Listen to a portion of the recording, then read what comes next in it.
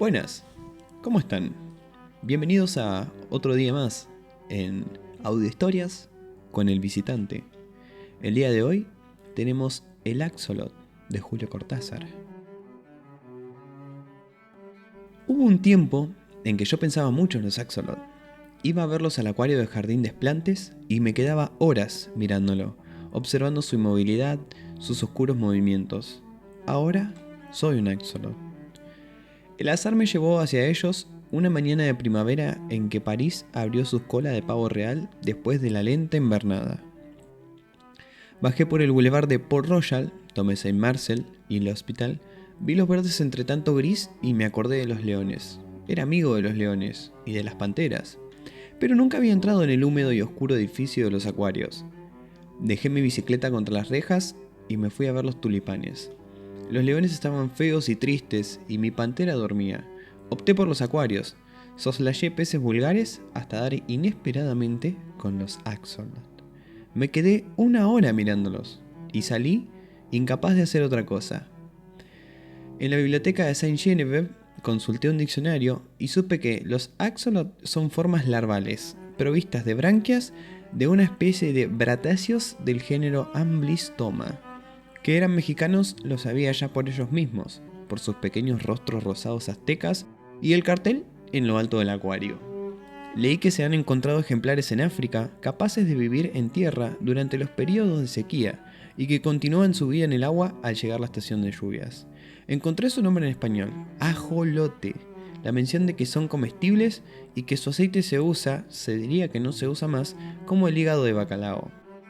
No quise consultar obras especializadas, pero volví al día siguiente al Jardín de Esplantes. Empecé a ir todas las mañanas, a veces de mañana y de tarde. El guardián de los acuarios sonreía perplejo al recibir el billete. Me apoyaba en la barra de hierro que bordea los acuarios y me ponía a mirarlos. No hay nada de extraño en esto, porque desde el primer momento comprendí que estábamos vinculados, que algo infinitamente perdido y distante seguía, sin embargo, uniéndonos. Me había bastado detenerme en aquella mañana ante el cristal donde unas burbujas corrían el agua.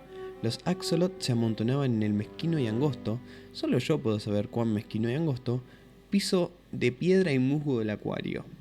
Había 9 ejemplares, y la mayoría apoyaba la cabeza sobre el cristal, mirando con sus ojos de oro a los que se acercaban.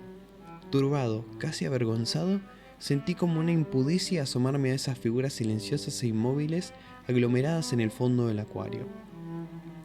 Aislé mentalmente una situada a la derecha y algo separada de las otras, para estudiarla mejor.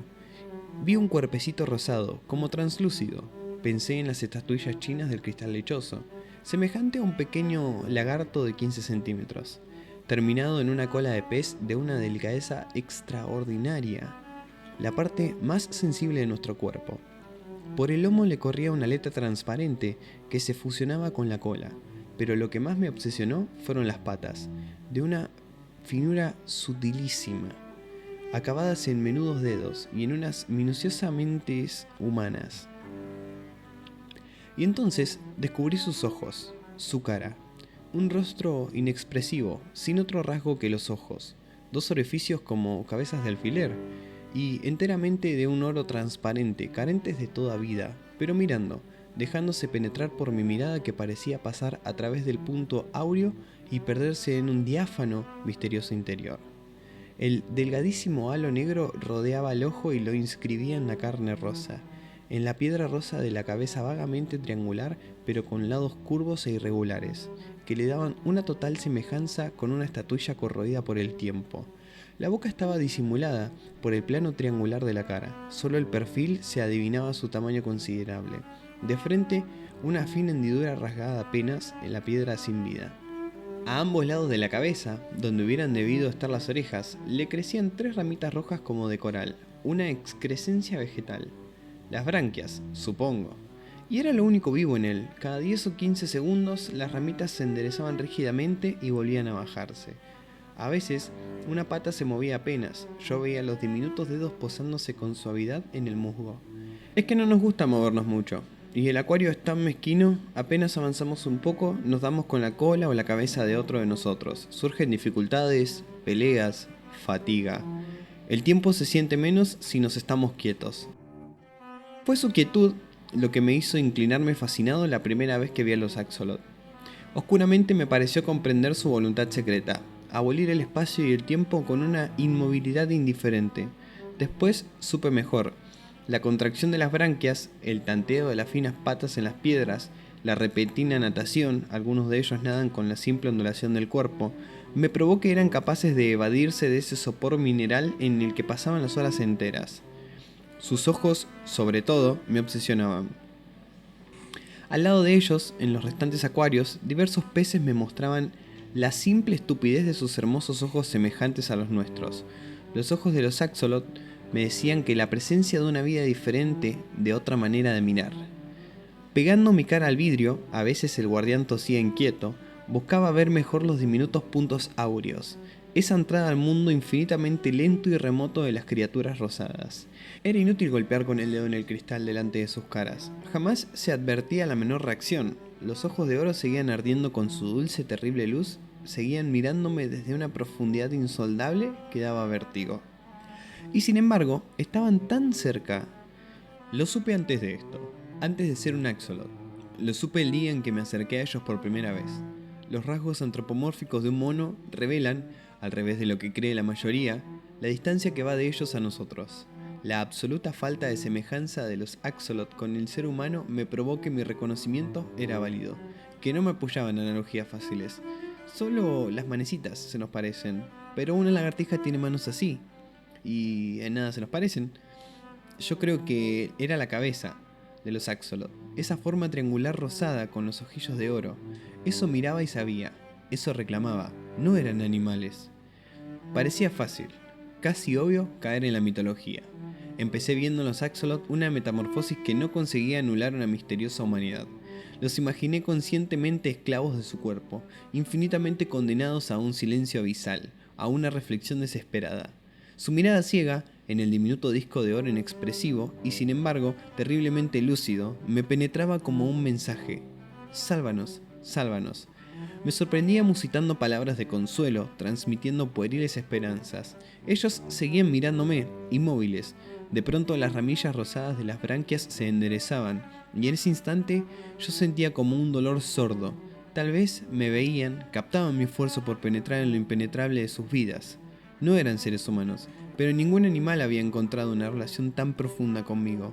Los axolot eran como testigos de algo, y a veces como horribles jueces. Me sentía innoble frente a ellos. Había una pureza tan espantosa en esos ojos transparentes. Eran larvas, pero larva quiere decir también máscara y también fantasmas.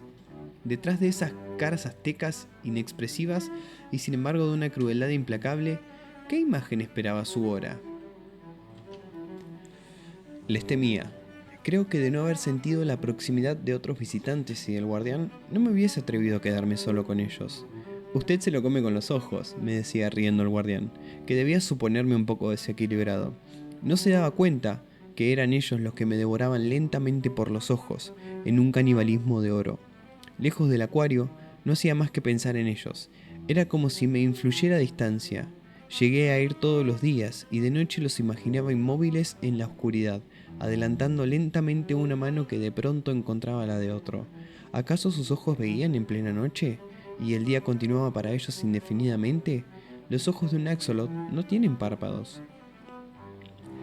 Ahora sé que no hubo nada de extraño, que eso tenía que ocurrir. Cada mañana, al inclinarme sobre el acuario, el reconocimiento era mayor. Sufrían. Cada fibra de mi cuerpo alcanzaba ese sufrimiento amordazado, esa tortura rígida en el fondo del agua. Espiaban algo, un remoto señorío aniquilado, un tiempo de libertad en el que el mundo había sido de los axolot. No era posible que una expresión tan terrible, que alcanzaba a vencer la inexpresividad forzada de sus rostros de piedra, no portara un mensaje de dolor, la prueba de esa condena eterna, de ese infierno líquido que padecían. Inútilmente quería probarme que mi propia sensibilidad proyectaba en los axolot una conciencia inexistente. Ellos y yo sabíamos. Por eso no hubo nada de extraño en lo que me ocurrió. Mi cara estaba pegada al vidrio del acuario. Mis ojos trataban una vez más de penetrar el misterio de esos ojos de oro, sin iris y sin pupila. Veía muy de cerca la cara de un axolot inmóvil junto al vidrio, sin transición, sin sorpresa. Vi mi cara contra el vidrio. La vi fuera del acuario. La vi del otro lado del vidrio. Entonces, mi cara se apartó y yo comprendí. Solo una cosa era extraña. Seguir pensando como antes. Saber. Darme cuenta de eso fue, en el primer momento, como el horror del enterrado vivo que despierta a su destino. Afuera, mi cara volvía a acercarse al vidrio. Veía mi boca de labios apretados por el esfuerzo de comprender a los Axolot. Yo era un Axolot, y sabía ahora instantáneamente que ninguna comprensión era posible. Él estaba fuera del acuario. Su pensamiento era un pensamiento fuera del acuario. Conociéndolo, siendo él mismo, yo era un Axolot y estaba en mi mundo. El horror venía, lo supe en ese momento, de creerme prisionero en un cuerpo de Axolot. Transmigrado a él con mi pensamiento de hombre, enterrado vivo en un Axolot, condenado a moverme lúcidamente entre criaturas insensibles. Pero aquello cesó cuando vino uno para rozarme la cara. Cuando moviéndome apenas de un lado a otro vi un Axolot junto a mí que me miraba, y supe que él también sabía, sin comunicación posible, pero tan claramente. O yo estaba también en él, o todos nosotros pensábamos como un hombre, incapaces de expresión, limitados al resplandor dorado de nuestros ojos que miraban la cara del hombre pegado al acuario.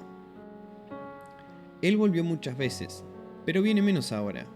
Pasa semanas sin asomarse. Ayer lo vi, me miró largo rato y se fue bruscamente. Me pareció que no se interesaba tanto por nosotros, que obedecía a una costumbre. Como lo único que hago es pensar, pude pensar mucho en él. Se me ocurre que al principio continuamos comunicados, que él se sentía más que nunca unido al misterio que lo obsesionaba.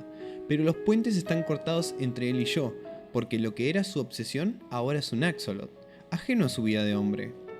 Creo que al principio yo era capaz de volver en cierto modo a él, solo en cierto modo, y mantener alerta su deseo de conocernos mejor. Ahora soy definitivamente un Axolot, y si pienso como un hombre es solo porque todo lo de Axolot piensa como un hombre dentro de su imagen de piedra rosa. Me parece que de todo esto alcancé a comunicarle algo en los primeros días, cuando yo todavía era él. Y en esa soledad final, a la que él ya no vuelve, me consuela pensar que acaso va a escribir sobre nosotros. Creyendo imaginar un cuento, va a escribir todo sobre los Axolot. Julio Cortázar, el Axolot.